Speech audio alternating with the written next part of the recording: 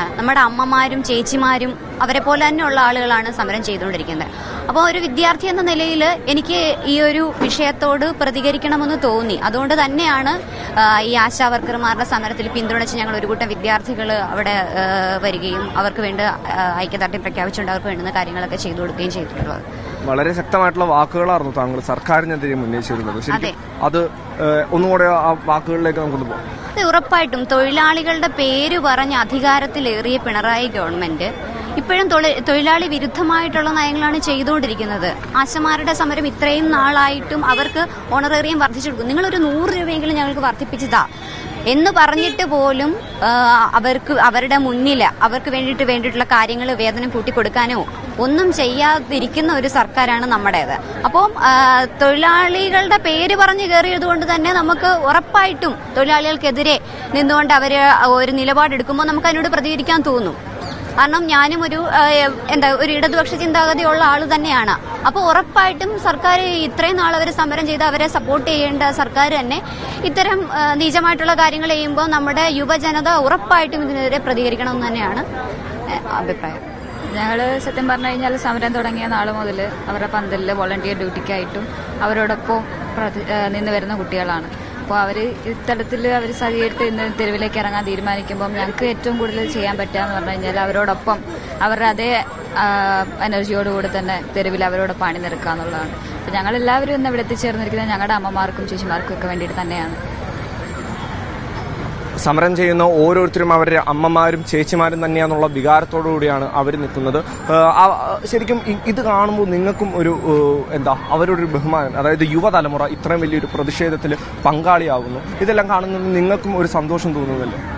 സന്തോഷമല്ല, വാസ്തവത്തിൽ കഷ്ടമാണ് തോന്നുന്നത്. എല്ലാവർക്കും ഇങ്ങനെ ഇറങ്ങി വന്ന് വഴക്കിടാനോ അല്ലെങ്കിൽ ഒരു പ്രൊട്ടസ്റ്റ് ചെയ്യേണ്ടി വരുന്നു 256 ദിവസം. അവർക്ക് ഫെസ്റ്റിവൽ സീസൺ പോലും എല്ലാവരും ഇവിടെ വന്നിരുന്ന് ആശമാർക്ക് വേണ്ടി പ്രവർത്തിച്ചതാണ്. ഇപ്പം എല്ലാ ആശമാരും അമ്മമാരും പെങ്ങന്മാരായില്ലെങ്കിലും സ്ത്രീ തൊഴിലാളികൾക്കെതിരെ എന്തുകൊണ്ട് ഇങ്ങനെ ഒരു രൂക്ഷമായ ഒരു റെസ്പോൺസും തരാതെ എന്തുകൊണ്ട് ഗവൺമെന്റ് ഇരിക്കുന്നു എന്നും ഇവിടുത്തെ ഫെമിനിസ്റ്റും നോൺ ഓപ്പോസിഷണൽ സിവിൽ സൊസൈറ്റിയായാലും നമ്മളും ആലോചിക്കുന്നുണ്ട്. എന്ന് വെച്ചാൽ നമ്മുടെയൊക്കെ പേര് പറഞ്ഞാണല്ലോ ഇടതുപക്ഷ സർക്കാർ അന്താരാഷ്ട്ര തലത്തിലും രാഷ്ട്ര തലത്തിലും പേപ്പേഴ്സ് പ്രസന്റ് ചെയ്യുന്നു, കേരള മോഡൽ പറയുന്നു, ജെൻഡർ ഇക്വിറ്റി എന്ന് പറയുന്നു. ഒരു WCC ഹേമ കമ്മിറ്റി മാത്രമല്ല, കേരളത്തിലെ സ്ത്രീകൾ തൊഴിലാളികളും ഉണ്ട്, അവരുടെ കൂടെയും ഫെമിനിസ്റ്റ് ഉണ്ട് എന്ന് കാണിക്കാൻ വേണ്ടിയാണ് നമ്മൾ പലവരും ഇവിടെ ഉള്ളത്. അപ്പൊ ഇവരെ കാണുമ്പോൾ നമുക്ക് സങ്കടമാണ് വരുന്നത്. ഇതാണോ യുവതലമുറ അനുഭവിക്കേണ്ടത്? ഒരു ഇടതുപക്ഷ ഗവൺമെന്റിൽ നിന്നും ഉണ്ടാകാൻ പാടില്ലാത്ത കാര്യങ്ങളാണ് ഉണ്ടാകുന്നത് എന്ന് തോന്നുന്നുണ്ടോ? തീർച്ചയായും. ഞാനൊരു CPM വോട്ടറാണ്. പക്ഷേ കാര്യം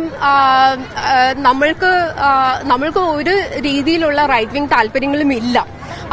അപ്പോൾ ഈ ഗവൺമെന്റ് ഒരു റൈറ്റ് വിങ് ഗവൺമെന്റ് ആയിട്ട് മാറുന്നു in terms of their economic decisions. അവര് തൊഴിലാളി വിരുദ്ധരാവുന്നു, നിയോ ലിബറൽ പോളിസീസ് ഇറക്കുന്നു. തൊഴിലാളികൾ സമരം ചെയ്യുമ്പോൾ ഒരു കമ്മിറ്റിയെ സജസ്റ്റ് ചെയ്യുവാണ്. ഈ പറഞ്ഞ കമ്മിറ്റി, ഇതുപോലത്തെ ഒരു കമ്മിറ്റി മിഡ് ഡേ മീൽ തൊഴിലാളികൾക്ക് വേണ്ടിയും സജസ്റ്റ് ചെയ്തിരുന്നു. അങ്ങനെ അവര് ആ സമരം നിർത്തിപ്പോയി. ഇവർ ആ സമരം നിർത്തിപ്പോയില്ല. പക്ഷേ ഇവരുടെ ആ ഒരു പാഷൻ കണ്ടിട്ട് മുഖ്യമന്ത്രി എന്താണ് പറയുന്നത്, ആ സമരം അതിന്റെ വഴിക്ക് നടക്കും. they don't give a damn about what's happening, right? അതൊരു ഭയങ്കര പ്രശ്നമാണ്. നമ്മളൊരു ഡെമോക്രസി ആണെങ്കിൽ ആ ഡെമോക്രസി ചത്തുപോയ ഒരു സ്ഥിതിയാണ്. അപ്പൊ സമരക്കാരെ സർക്കാരായിന്നും പറഞ്ഞ് നമ്മള് സന്തോഷിക്കല്ല. ഇപ്പൊ ആക്ച്വലി സമരക്കാരെ സർക്കാർ ആക്കണ്ടായിരുന്നു തോന്നുന്നു. അതെ. ആൻഡ് ഓൾസോ പ്രതിപക്ഷം എന്ന് പറയുന്നത് ഏതാണ്ട് ഇല്ല. നാട്ടുകാര് പൊളിറ്റിക്സിനായിട്ട് ഇറങ്ങാതെ ആയിട്ട് കുറെ വർഷങ്ങളായി. നമ്മളുടെ നാടെന്ന് പറഞ്ഞാൽ ഭയങ്കര രാഷ്ട്രീയമായിട്ടുള്ള ഒരു നാടായിരുന്നു. പക്ഷേ ഇവിടുത്തെ മിഡിൽ ക്ലാസ് കുറേയും അവർ കേൾക്കുന്നില്ല. അപ്പം അത് ഭയങ്കര മോശമായിട്ടുള്ളൊരു അവസ്ഥയാണ്. നമ്മൾക്ക് ആർക്കും നല്ല ശമ്പളം ഒന്നും ഉണ്ടാവില്ല. ഇവർക്ക് ആ ശമ്പളം ഉണ്ടാവില്ലെങ്കിൽ തൊഴിലാളികൾക്ക് വേണ്ടി നിൽക്കുന്ന സർക്കാർ എന്ന് പറയുന്ന സർക്കാർ വേറെ ആർക്കും അങ്ങനെ ഒരു ഗുണം ഉണ്ടാക്കാൻ പോകുന്നില്ല. എനിക്ക് അറിയത്തില്ല, ഞാൻ ചിലപ്പോൾ അടുത്ത വട്ടം വോട്ട് ചെയ്തില്ലായിരിക്കും. കാര്യം വേറെ ഒരു ഓപ്ഷൻ എനിക്കില്ല. ശരിക്കും ഇത് I feel that this is the end of democracy. ഒരു ഇടതുപക്ഷ സർക്കാരിൽ നിന്നും ഒരിക്കലും ഉണ്ടാകാൻ പാടില്ലാത്ത കാര്യങ്ങളാണ് ഉണ്ടായിക്കൊണ്ടിരിക്കുന്നത്.